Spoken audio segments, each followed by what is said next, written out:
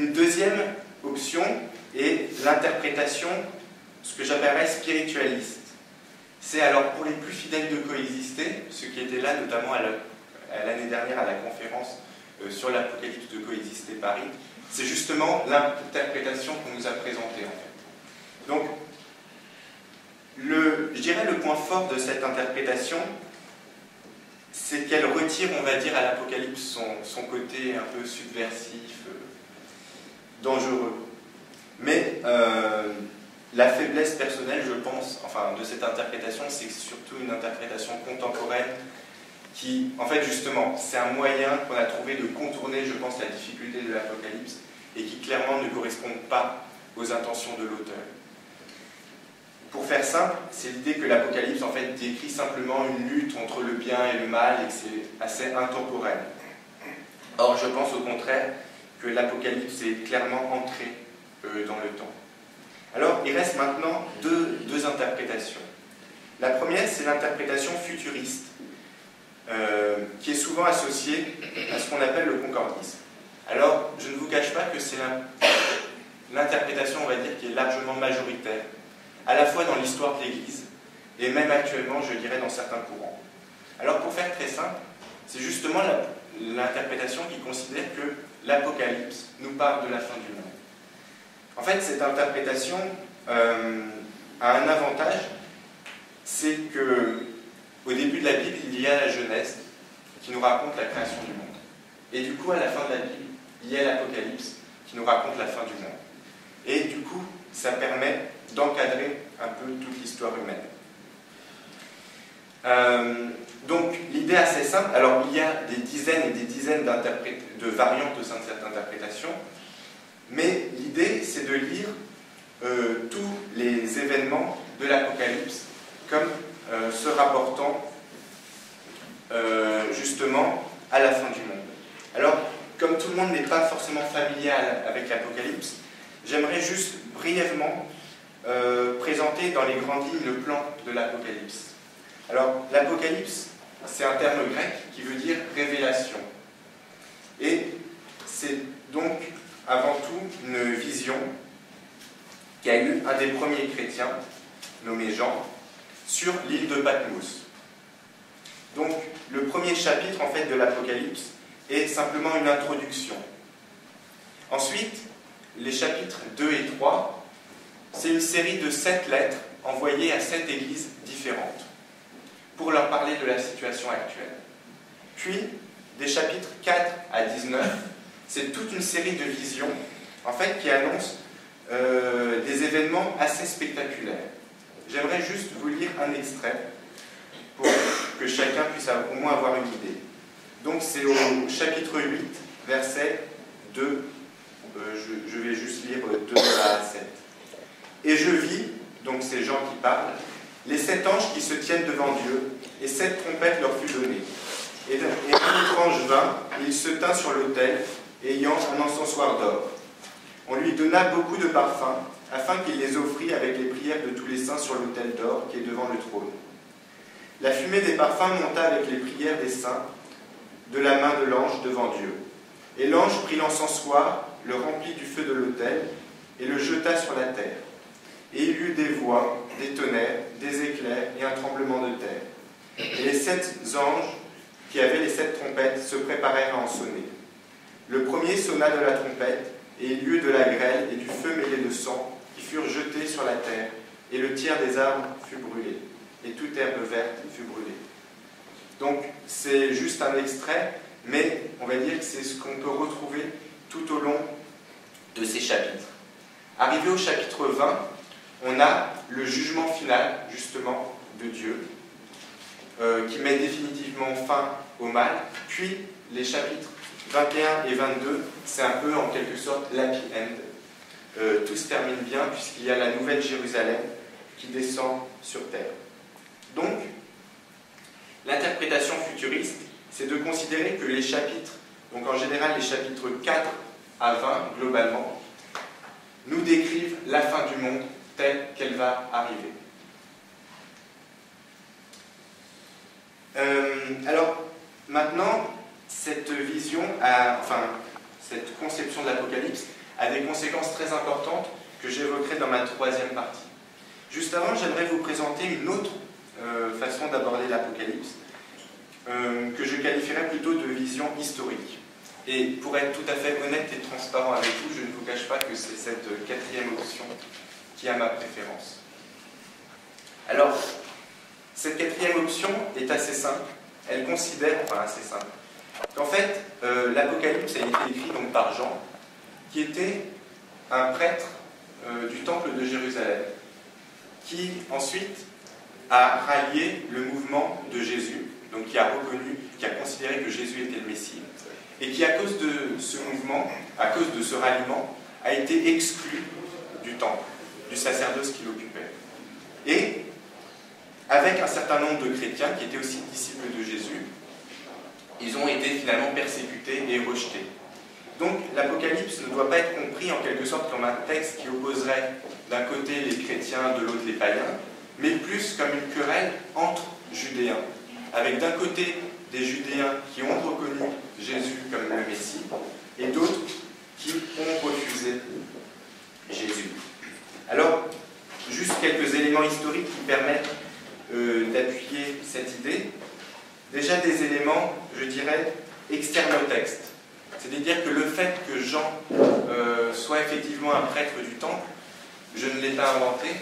En fait, c'est un évêque du IIe siècle qui s'appelle Polycrate d'Éphèse, donc qui est assez proche des apôtres et qui est issu d'une famille d'ailleurs qui visiblement occupe depuis longtemps l'épiscopat d'Éphèse, et donc qui rapporte ce témoignage dans une lettre qu'il écrit à Victor, qui était l'évêque de Rome de l'époque, et qui parle effectivement de Jean en disant que Jean avait été prêtre au temple de Jérusalem.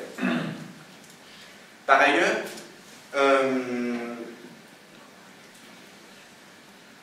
on a aussi d'autres témoignages qui peuvent aller dans ce sens-là. Par exemple, un autre évêque, je ne vais pas insister dessus, mais par exemple Papias de Hiérapolis, qui est aussi un évêque d'Asie mineure.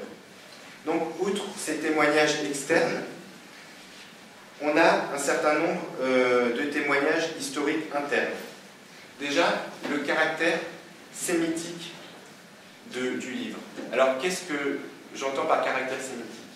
C'est-à-dire que le livre a été écrit en grec, mais il a été pensé en langue hébraïque. Je vais vous donner un exemple très simple.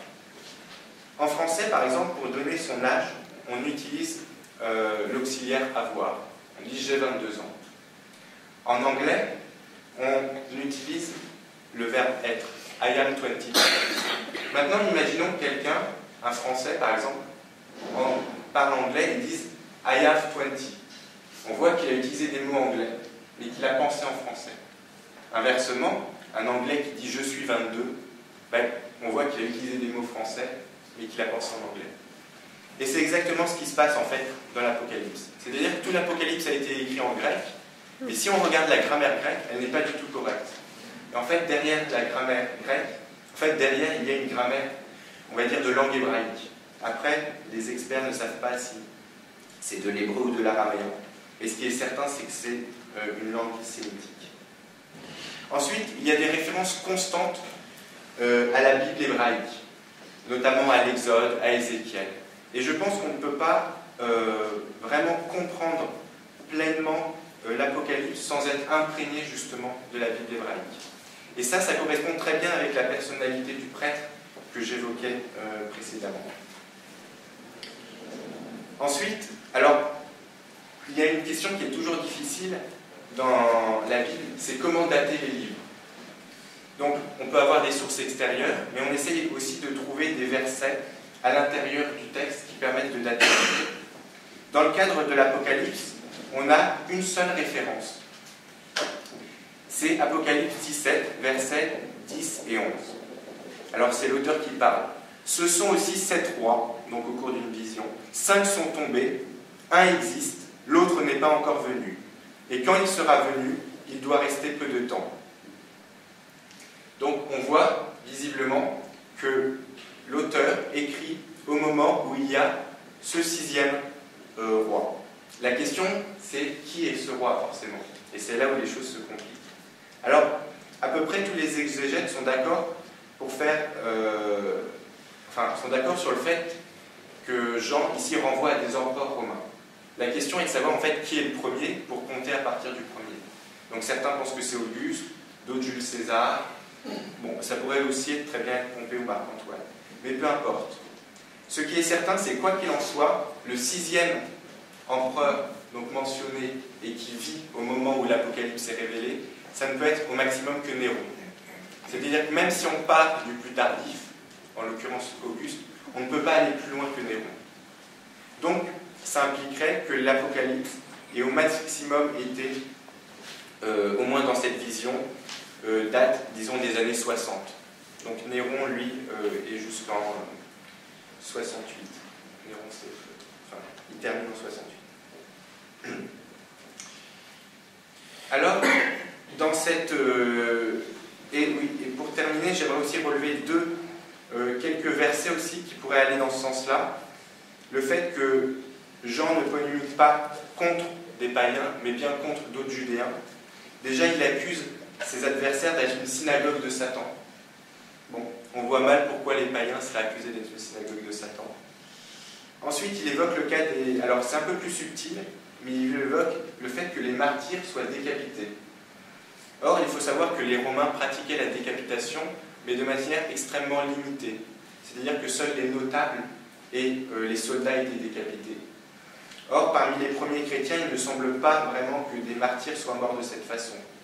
En revanche, on sait que les Hérodiens, donc la dynastie d'Hérode, pratiquaient la décapitation pour éliminer, et on a au moins 2 exemples dans la Bible. Le premier, c'est Jean le Baptiste, qui est décapité, et le deuxième, c'est Jacques, justement, dans Acte 12.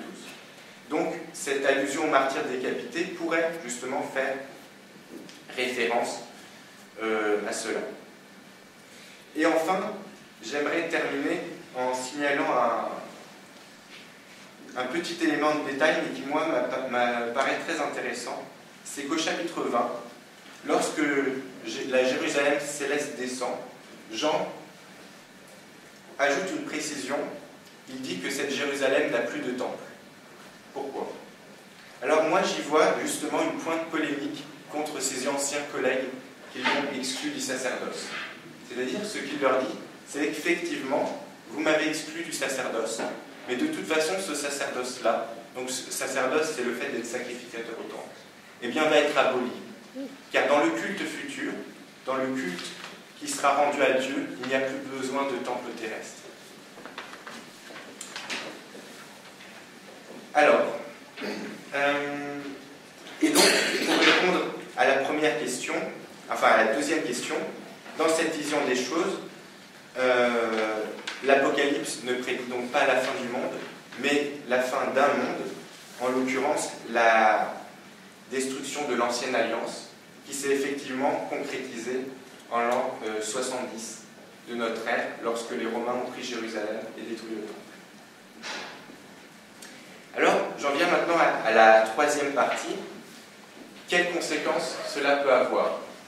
Et je pense que cette partie peut intéresser aussi bien les croyants que les non-croyants. Car que l'on soit croyant ou non-croyant, le comportement de ceux qui croient à l'Apocalypse, finalement, influence notre société. Alors, sans être trop long, j'aimerais donner quelques exemples historiques de ce qui a pu se passer. Au XVe siècle, il y a eu par exemple le cas des Taborites. Donc, qui étaient les Taborites? Les Taborites, c'était des Tchèques qui ont cru à la fin du monde pour février 1420. Alors, ne me demandez pas comment ils ont calculé la date. Ils l'ont calculé. Ça a été annoncé, la fin du monde pour février 1420. Ce qui s'est passé, c'est que dès 1419, il y a eu alors un soulèvement armé. Pourquoi? Parce qu'ils considéraient que justement, avant la fin du monde, comme Jésus allait revenir, c'était à eux, en quelque sorte, de faire le ménage et donc d'éliminer tout ce qu'ils considéraient comme le péché. Du coup, ils ont mené une révolte militaire extrêmement violente.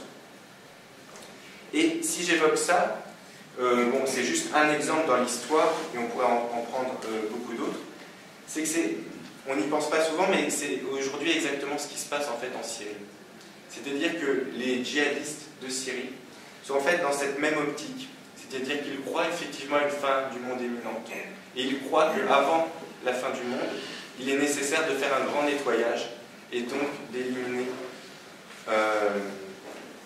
tout ce qui contrevient à la loi de Dieu. Ce qui explique le comportement très violent. Alors, je vous rassure, ce comportement violent est le fait d'une minorité, mais d'autres comportements, on va dire plus pacifiques, peuvent aussi avoir des répercussions importantes.